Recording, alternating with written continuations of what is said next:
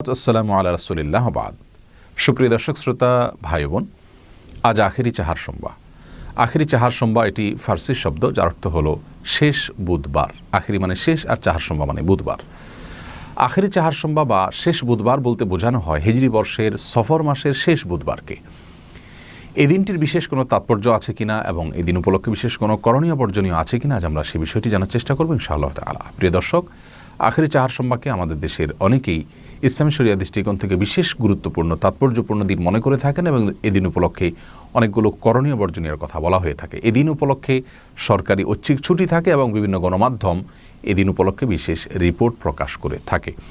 মূলত আখেরি চাহার সোমবার বা সফর মাসের শেষ বুধবারকে যে কারণে তাৎপর্যপূর্ণ দিন মনে করেন অনেকে, সেটি হলো যে আমরা সকলে জানি এবং সর্বজন স্বীকৃত বিদিত যে আমাদের প্রিয় নবী সাল্লাল্লাহু আলাইহি সাল্লাম মৃত্যুবরণ করার আগে বেশ কিছুদিন থেকে অসুস্থ ছিলেন। আর সেই অসুস্থতা থেকে তিনি সফর মাসের শেষের দিকে এসে একদিন কিছুটা আরোগ্য লাভ করেছিলেন। এরপরে আবার তিনি অসুস্থ হয়ে যান, যার পর আর তিনি সুস্থতা লাভ করেননি। এরপর তিনি মৃত্যুবরণ করেছেন। তাহলে সফর মাসের শেষের দিকে তিনি সুস্থতা লাভ করেছেন একদিন এসে, সে বিষয়ে কারোর কোনো দ্বিমত নাই এবং বিষয়টি সুবিদিত এবং সুপ্রমাণিত। সেই দিন, যে দিনে তিনি সুস্থতা লাভ করেছিলেন, সেটি কোন দিন ছিল সে বিষয়ে অনেকে দাবি করে থাকেন সেটি বুধবার ছিল এবং সেজন্য এদিন উপলক্ষে আমাদের আনন্দ প্রকাশ করা উচিত, বিশেষ নামাজ পড়া উচিত, সদকা করা উচিত বা ভালো কাজ করা উচিত, যেমনটি সাহাবায়ে কেরাম করেছেন বলে তারা দাবি করে থাকেন। মূলত প্রিয় নবী সাল্লাল্লাহু আলাইহি সাল্লাম সফর মাসের শেষের দিকে এসে সুস্থতা লাভ করেছেন, এটি সত্য হলেও সে দিনটি কি বার ছিল এরকম কোনো সুনির্দিষ্ট বারের কথা রাসূল করিম সাল্লাল্লাহু আলাইহি সাল্লাম থেকে বর্ণিত বা সাহাবায়ে কেরাম থেকে বর্ণিত কোনো হাদিস থেকে আমরা জানতে পারি না। অর্থাৎ বুধবারের এই দিনটিতেই তিনি সুস্থতা লাভ করেছেন, এই বিষয়টি সম্পূর্ণ ভিত্তিহীন এবং মন গড়া এবং অপ্রমাণিত একটি বিষয়।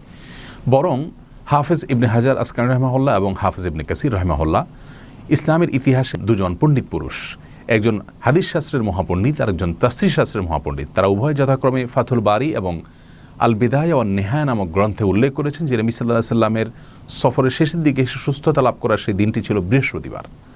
তাহলে বুধবার তিনি আরোগ্য লাভ করেছেন এরকম কোনো বর্ণনা, গ্রহণযোগ্য কোনো বর্ণনা পাওয়া যায় না।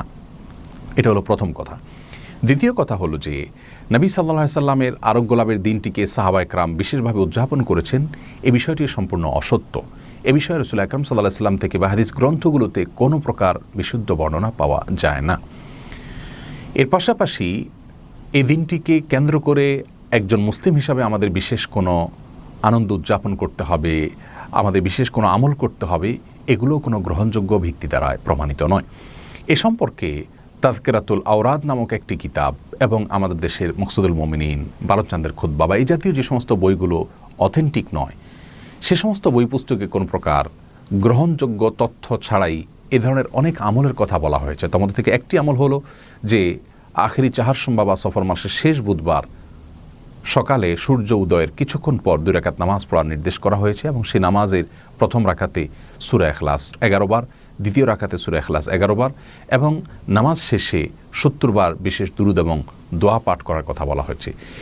এরকম একটি বর্ণনা পেশ করা হয়েছে সে বইয়ে তাযকিরাতুল আওরাদে।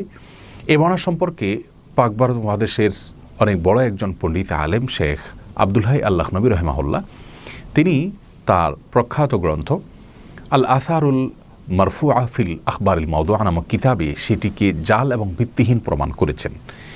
এরকম আরও অনেকগুলো আমলের কথা আমরা আখেরি চাহার সোমবার উপলক্ষে শুনে থাকি, ইউটিউবে দেখা যায় এবং বিভিন্ন বক্তারা বলে থাকেন। মূলত এগুলোর কোনো গ্রহণযোগ্য ভিত্তি রাসূল করিম সাল্লাল্লাহু আলাইহি সাল্লামের কোনো হাদিস থেকে পাওয়া যায় না।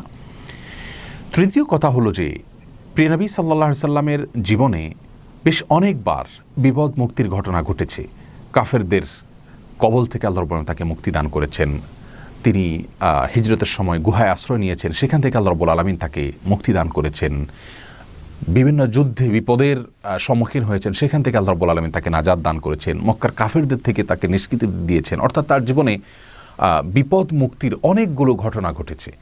সেই ঘটনাগুলোকে স্মরণীয় করে রাখতে গিয়ে বা সেই ঘটনাগুলোকে বিশেষ দিবস হিসাবে ধার্য করে সেই দিনকে পরবর্তী বছরগুলোকে তিনি অথবা তার কোনো সাহাবী অথবা কোনো তাবী পরবর্তীতে উদযাপন করেছেন, এরকম কোনো বর্ণনা কোরআন হাদিসের কোথাও পাওয়া যায় না। তাহলে প্রিয় নবী সাল্লাল্লাহু আলাইহি সাল্লামের আরোগ্য লাভের দিনটিকে বিশেষভাবে উদযাপন করতে হবে এরকম কোনো বক্তব্য সঠিক নয়। সাহাবা ইকরামও করেননি, তাবিরাও করেননি, তাদের পরবর্তীতে তাবিরাও করেননি। সুতরাং প্রথম কথা হলো যে সফর মাসের শেষ বুধবারে তিনি আরোগ্য লাভ করেছেন, সেটি প্রমাণিত নয়।